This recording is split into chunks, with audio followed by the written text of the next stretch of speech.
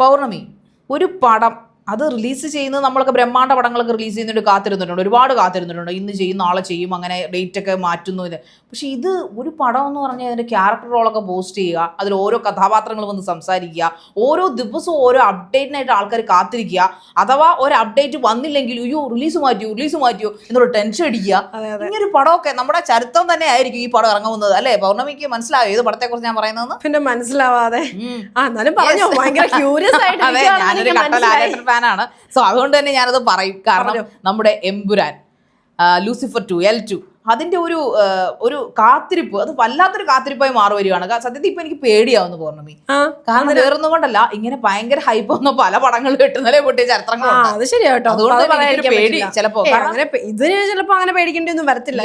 ഈ ഒരു കാത്തിരിപ്പിന്റെ ഒരു റിസൾട്ട് അവിടെ കാണാതിരിക്കത്തില്ല. കാരണം വലിയ വലിയ രീതിയിലുള്ള പ്രൊമോഷനും അതുപോലെ തന്നെ എനിക്ക് തോന്നുന്നു അവരുടെ ഒരു ട്രിക്ക് ആയിരിക്കും. കാരണം ഇത് അറിയാത്ത ആളുകളോട് എന്നാ അറിഞ്ഞ് എല്ലാവരും, അതായത് വേൾഡ് വൈഡ് റിലീസാണല്ലോ, എല്ലാവരും ഒന്ന് ശരിക്കും അറിഞ്ഞതിന് ശേഷം മാത്രം ഇട്ട് കൊടുക്കാമെന്ന്. കാരണം ആദ്യം തന്നെ റിലീസ് ഡേറ്റ് അങ്ങ് പ്രഖ്യാപിച്ചു, അതിനുശേഷമാണ് ഈ കാണുന്ന വിവാദങ്ങളെല്ലാം അങ്ങ് പൊട്ടിപ്പുറപ്പെടുവിച്ചത്. അത് മാത്രമല്ല, ഈ റിലീസ് ഡേറ്റ് പ്രഖ്യാപിച്ചു, ഞാൻ ഇൻട്രൊഡ്യൂസ് ചെയ്തതിൽ ക്ഷമിക്കുക, ഈ മാർച്ച് 27 പ്രഖ്യാപിച്ച് കഴിഞ്ഞപ്പോൾ തന്നെ ആദ്യം കേട്ടതെന്ന് വെച്ചാൽ ഒരു നെഗറ്റീവ് ന്യൂസാ, പ്രൊഡ്യൂസേഴ്സിന്റെ സമരം. അപ്പൊ തന്നെ ആൾക്കാരുടെ നെഞ്ചിനകത്ത് തീരുന്നു, എന്റെ ദൈവമേ എമ്പുരാൻ റിലീസും പ്രഖ്യാപിച്ചു, ഇനി പ്രൊഡ്യൂസേഴ്സ് സമരമോ, ഇനി ഇതെല്ലാം ക്ലാഷ് ആവും, ഇതെല്ലാം ബാധിക്കും. അത് സമരം പെട്ടെന്ന് തന്നെ ഒത്തുതീർപ്പാക്കിയതുകൊണ്ട് കേട്ടോ. ഇനി ഇതിൽ ഇവരുടെ മറ്റേ അന്തർധാര ചർച്ചകളൊന്നും അറിഞ്ഞുകൂടാ. അവരും പറഞ്ഞിട്ടുണ്ടല്ലോ ഇതിനെ ബുദ്ധിമുട്ടിക്കത്തില്ല എന്നുള്ളത് കാര്യം അവരും വെളിപ്പെടുത്തിയിരുന്നല്ലോ. പക്ഷെ അതിനുശേഷം തുടരെ എല്ലാം പ്രശ്നങ്ങളായിരുന്നു അല്ലെ? പക്ഷെ ആ എല്ലാ പ്രശ്നങ്ങളാണെന്ന് തന്നെ എല്ലാരെയും അറിയിച്ചുകൊണ്ട് തന്നെയാണ് ഈ ഒരു സോൾവിങ്. ഇത് കൃത്യമായ ഒരു മാർക്കറ്റിംഗ് ടെക്നിക് അല്ലേ ശരിക്കും? തീർച്ചയായിട്ടും ഉണ്ടാവും. കാരണം ഇത്രയും വലിയ കോടി മുടക്കി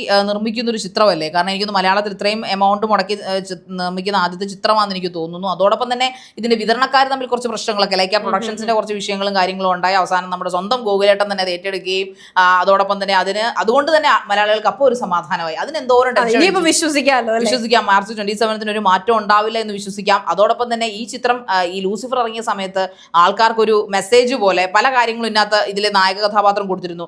അതുപോലെ തന്നെ ഈ പറയുന്ന എമ്പുരാനിലും അങ്ങനെ ചില മെസ്സേജുകൾ, അത് ഏത് ടൈപ്പ് ഓഫ്, അന്നും ഈ പറയപ്പെടുന്ന ഡ്രഗ് മാഫിയെ കുറിച്ചാണ്, അന്ന് ഡ്രഗ് പെഡലേഴ്സിനെ കുറിച്ചൊക്കെ അതിനകത്ത് ഈ ലൂസിഫറിനകത്ത് ഒരുപാട് വിശദീകരണങ്ങളും കാര്യങ്ങളും നമ്മുടെ ലാലേട്ടൻ എന്ന നായക കഥാപാത്രം ചെയ്യുന്നുണ്ടായിരുന്നു. പക്ഷെ ഇനി അങ്ങോട്ട് ഈ കാണിക്കുന്ന എമ്പുരാൻ ഏത് സാമൂഹിക വിപത്തിനെ ആയിരിക്കും എടുത്തു കാട്ടുന്നത് നല്ലൊരു ആകാംക്ഷ ജനങ്ങൾക്ക് എന്തായാലും ഉണ്ട്. അതോടൊപ്പം തന്നെ സുരാജ് വെഞ്ഞാറമൂടൊക്കെ ഈ പ്രാവശ്യത്തെ പടത്തിനോട് സുരാജ് വെഞ്ഞാറമൂട് ഇല്ലായിരുന്നു. അതെ, നല്ല ഹൈപ്പോട് കൂടി, അതായത് ആ ഒരു പറഞ്ഞ കാര്യം ഉൾപ്പെടെയല്ലേ അത് പുറത്തു വന്നു. അതായത് ഈ പറയുന്ന പൃഥ്വിരാജിനോട് പറഞ്ഞു, ആ സിനിമയൊക്കെ കണ്ടു കൊള്ളാം, പക്ഷെ ഒരു വലിയ കുറവുണ്ട്. എന്താണ് ചേട്ടാ കുറവ്? അതിൽ ഞാൻ ഇല്ലാതിരുന്നാണ് കുറവ്. അങ്ങനെ അവര് പോലും പ്രതീക്ഷിച്ചിരിക്കാതെ, അല്ലെങ്കിൽ അവരൊട്ടും പ്രതീക്ഷിച്ചിട്ടില്ല, അങ്ങനെയാണ് ഈ L2 ഒരു വിളി വരുന്നത്. സുരാജ് ചേട്ടനൊരു ചാൻസ് അല്ലെ, ഒരു അവസരം, ഒരു കഥാപാത്രം അങ്ങ് കൊടുക്കും. അങ്ങനെ ഒരുപാട് ഈ ഒരു ക്യാരക്ടർ, ഇപ്പൊ ശാരിക സൂചിപ്പിച്ചതുപോലെ തന്നെ ഈ ക്യാരക്ടേഴ്സിന്റെ റിവീലേഷൻ ഒക്കെ ഭയങ്കര ഗ്രാൻഡ് ആയിട്ടായിരുന്നു നടത്തിയത്. ഓരോ ദിവസവും 1-2 ക്യാരക്ടേഴ്സിനെ റിവീൽ ചെയ്ത് ആ സിനിമയിലുടനീളം പ്രധാന കഥാപാത്രങ്ങളെ അവതരിപ്പിക്കുന്ന എല്ലാവരെയും തന്നെ പബ്ലിക്കിന് വിട്ടു തന്നിരുന്നു. അതും വെറൈറ്റി ആയിട്ട് അവർക്ക് പറയാനുള്ളൊരു വശവും. ഇതെല്ലാം ഒരു കൈൻഡ് ഓഫ് ന്യൂ മാർക്കറ്റിംഗ് അല്ലെങ്കിൽ ന്യൂ പ്രൊമോഷൻ സ്റ്റൈൽസ് ആണ് ഇതിനകത്ത് പരീക്ഷിച്ച് നോക്കിയിരിക്കുന്നതെല്ലാം. ഇനിയിപ്പോൾ ഏതാനും ദിവസങ്ങൾ മാത്രമേ ഉള്ളൂ. ഈ പറഞ്ഞ കണക്കിനാണെങ്കിൽ തീർച്ചയായും മാർച്ച് 27 തന്നെ ഈ സിനിമ റിലീസാവും. ശരിക്കും അതോടൊപ്പം എനിക്കൊരു കാര്യം ചോദിക്കാനുള്ളൂ, എറണാകുളത്ത് എവിടെയൊക്കെയോ ഈ ഒരു സിനിമയുമായി ബന്ധപ്പെട്ട് അവധി വരെ കൊടുത്തു എന്നാണ് ഒരു സ്റ്റാർട്ടപ്പ് കമ്പനി അവിടുത്തെ ജീവനക്കാർക്ക് അവധി കൊടുത്തിരിക്കാന്ന് പറഞ്ഞു. കാരണം രാവിലെ 6 മണി തൊട്ടാണ് ഷോ എന്നാണ് ഇപ്പൊ അറിയാൻ സാധിച്ചത്. എനിക്കൊന്ന് അമേരിക്കയിലൊക്കെ ടിക്കറ്റ് ഒക്കെ ബുക്ക് ഈ ഭയങ്കര എന്താ റെക്കോർഡ് കളക്ഷനിലാണ് ടിക്കറ്റ് ഒക്കെ റിസർവ് ആയി പോയിരിക്കുന്നതാണ് അറിയാനും സാധിക്കുന്നത്. അതിന്റെ വേൾഡ് വൈഡ് റിലീസ് ആണല്ലോ, കേരളത്തിൽ മാത്രമല്ല 5 ഭാഷകളിൽ അത് റിലീസ് നടത്തുന്നുണ്ട്. അതോടൊപ്പം തന്നെ വേൾഡ് വൈഡ് റിലീസും കൂടാണ്. സോ ഇത്രയും എനിക്കൊന്ന് ടൈറ്റാനിക്കിനൊക്കെ വേണ്ടിയിട്ടായിരിക്കും നമ്മളൊക്കെ പണ്ട് ഇത് അല്ലെ, ടൈറ്റാനിക്കിനെ കുറിച്ചൊക്കെ പറയുന്ന ഒരു ഫീലാണ് ഇപ്പൊ എനിക്ക് എമ്പുരാനെ കുറിച്ച് പറയുമ്പോൾ തോന്നുന്നത്. ഇതിനിടയ്ക്ക് ഒരുപാട് സിനിമകൾ ഇത്തരത്തിൽ ഭയങ്കര ഹൈപ്പ് വന്നിട്ടുണ്ട്. അതിപ്പോ മലയാളം തന്നെയല്ല, അങ്ങനെ പലതും ഭയങ്കര ഹൈപ്പ് ഇട്ട് വന്നിട്ട് ഇതുപോലെ തന്നെ ക്യൂരിയസ് ആയിട്ട് ഭയങ്കര പ്രതീക്ഷയോടെ ആരാധകരെല്ലാം നോക്കിയിരുന്നിട്ട് തിയേറ്ററിൽ പോയി വളരെ നിരാശയോടെ തിരിച്ചു വന്ന ഒരുപാട് സാഹചര്യങ്ങൾ ഉണ്ടായിട്ടുണ്ട്. അതും കൂടുതലും അങ്ങനെയാണ്. ഈ ഹൈപ്പുള്ള സിനിമകളെല്ലാം നല്ലതല്ല എന്നുള്ളൊരു കാറ്റഗറിയിലേക്ക് മാറ്റിപ്പെട്ടിരുന്നു. പക്ഷെ ഇത് അങ്ങനെ ആവില്ല എന്നുള്ള വിശ്വാസത്തിലാണ് ഇതുവരെ എല്ലാവരും കാത്തിരിക്കുന്നത്. അങ്ങനെ തന്നെ ആവട്ടെ. അതായത് ഇത്രയും ഒരു ഹാർഡ് വർക്ക്, ഇപ്പൊ ശാരിക പറഞ്ഞതുപോലെ ഇത്രയും ഭാഷകളിൽ അത് ചെയ്യുന്നുണ്ടെങ്കിൽ, അതായത് നമുക്ക് ഡബിങ് ആണെങ്കിൽ പോലും അതിനൊക്കെ എടുക്കുന്ന ഒരു എഫേർട്ട്, അല്ലെങ്കിൽ ഇതിന് ആ ഒരു കോസ്റ്റ്, എല്ലാം എത്രയോ ആളുകളുടെ ഹാർഡ് വർക്കിന്റെ ഒരു റിസൾട്ടാണ് ഇപ്പം ഈ 27-ാം തീയതി തിയേറ്ററിലേക്ക് എത്താൻ പോകുന്നത്. അപ്പൊ തീർച്ചയായിട്ടും അത് പൃഥ്വിരാജ് ആയതുകൊണ്ട് തന്നെ നമുക്ക് പ്രതീക്ഷയ്ക്കുള്ള വകയുണ്ട്. നമ്മളെ നിരാശരാക്കില്ല എന്നുള്ളൊരു വിശ്വാസമുണ്ട് എല്ലാ പ്രേക്ഷകർക്കും. അപ്പൊ ആ ഒരു വിശ്വാസം അത് അവര് തകർക്കില്ല എന്ന് തന്നെയാണ് നമ്മുടെയും വിശ്വാസം, അല്ലേ? കാരണം ഷെയ്ൻ നിഗത്തെ പോലെയുള്ള യുവനടന്മാരൊക്കെ വളരെ ആകാംക്ഷാപരമായിട്ട് കാത്തിരിക്കുകയാണ്. കാരണം ഷെയ്ൻ നിഗത്തെ സംബന്ധിച്ചിടത്തോളം ഷെയ്ൻ നിഗത്തിന് പൊതുവെ എനിക്ക് തോന്നുന്നു മറ്റുള്ള സിനിമക്കാരെയൊക്കെ പരമ പുച്ഛമാണെന്നാണ് എനിക്ക് തോന്നുന്നത്. കാരണം ഇത് പറയുന്നത് എന്നെ തെറി പറയാൻ വന്നേക്കരുത്, പറഞ്ഞാൽ എനിക്ക് കുഴപ്പമൊന്നുമില്ല, ബേസിക്കലി ഞാൻ തെറി ഇഷ്ടപ്പെടുന്ന ഒരു ആങ്കറാണ്. പക്ഷെ എന്നിരുന്നാലും കാരണം ഇദ്ദേഹം മറ്റേ മാർക്കോയെ പോലുള്ള സിനിമകൾക്കൊക്കെ അദ്ദേഹത്തിന്റെ സിനിമകൾ, അതായത് ഷെയ്ൻ നിഗത്തിന്റെ സിനിമയിലെ പ്രൊമോഷൻ സമയത്തൊക്കെ വളരെ ഒരു മോശപ്പെട്ട ഭാഷയൊക്കെ ഉപയോഗിക്കുകയൊക്കെ ഉണ്ടായി ഷെയ്ൻ നിഗം.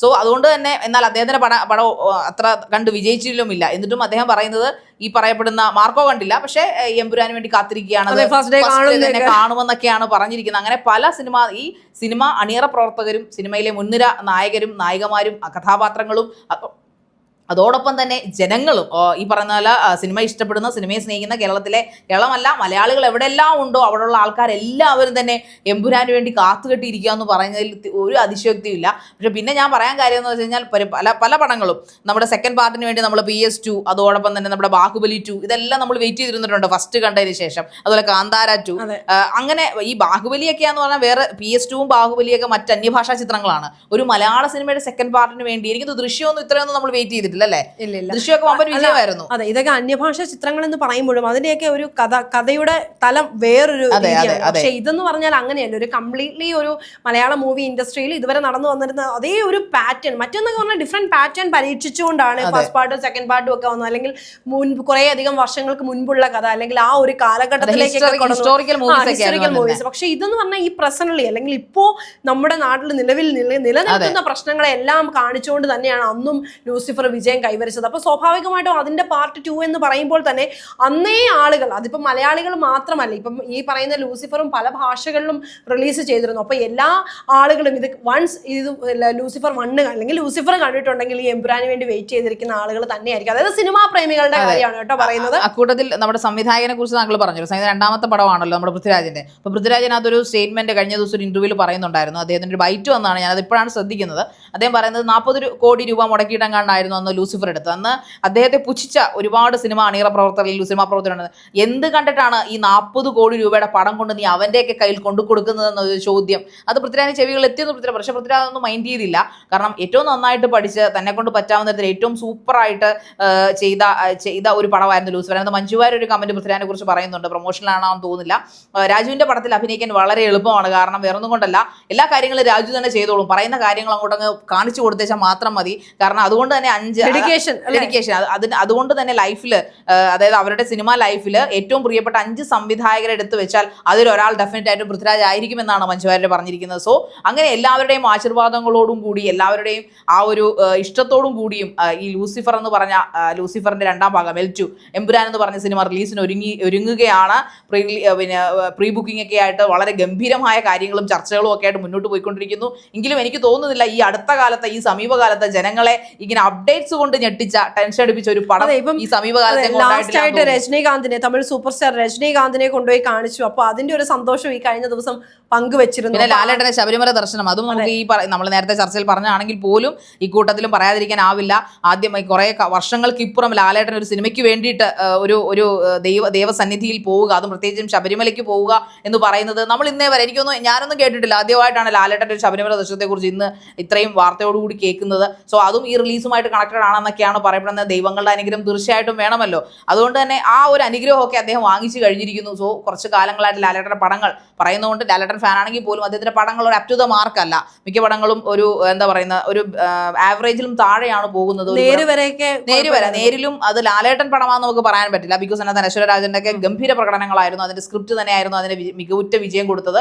പക്ഷേ എമ്പുരാനെ സംബന്ധിച്ചിടത്തോളം ഇത് ഒരു ലാലേട്ടൻ, ഒരു പൃഥ്വിരാജ്, അങ്ങനെ മഞ്ജു വാര്യർ, അങ്ങനെ നമുക്ക് അറിയാവുന്ന ടൊവിനോ തോമസ്, അങ്ങനെ ഒരുപാടധികം ആൾക്കാർ ഒത്തുചേർന്ന സ്ക്രിപ്റ്റും ഈ പറയപ്പെടുന്ന കഥാപാത്രങ്ങളും ആക്ടേഴ്സിന്റെയും അണിയറ പ്രവർത്തകരുടെയും മ്യൂസീഷ്യന്റെയും ഡയറക്ടറുടെ ഒക്കെ ഒരു വിജയമായി മാറട്ടെ എന്ന് നമുക്ക് പ്രാർത്ഥിക്കാം.